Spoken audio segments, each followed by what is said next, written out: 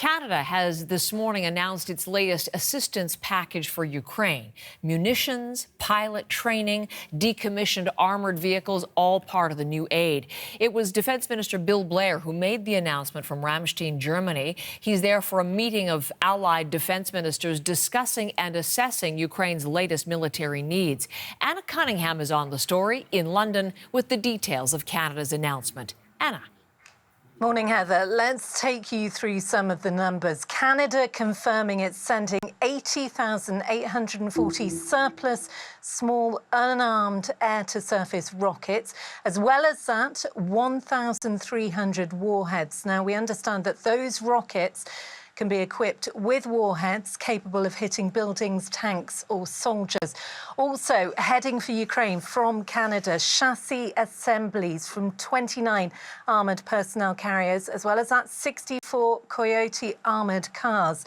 Now, these are from the Canadian Armed Forces that are no longer being used. Defence Minister Blair also said that the first Ukrainian F-16 fighter pilot is now in Canada for training. He said that Canada's stepping up to take a greater leadership role in providing that training. And he said that this was a long-term plan because it can take a number of years, but he said it was essential that these pilots can operate successfully. But I think, Heather, a significant announcement from Minister Blair was in response to the repeated requests we've heard from Ukraine's President Zelensky about permission to use allied long-range missiles deep inside Russian territory. Take a listen. Canada remains committed to supporting Ukraine in every way possible to their achievement of victory.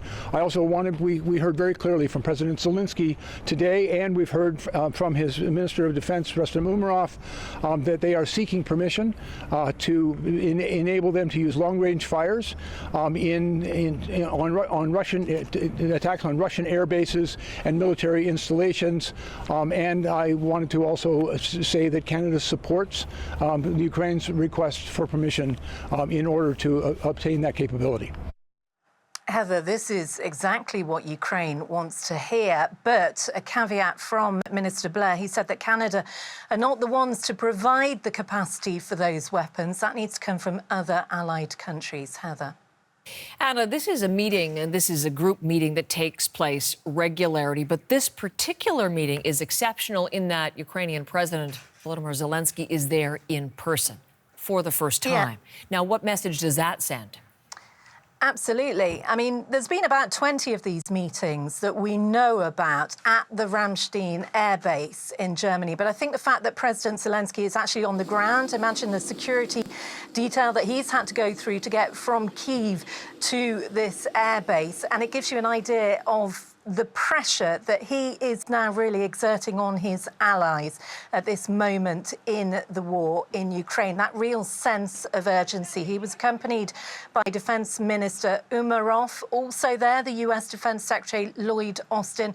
Take a listen to President Zelensky speaking a short time ago. Putin wants more Ukraine to occupy than he wants security for Russia. He doesn't care about Russian land and people. He just wants to grab as much of our land and as many of our cities as possible.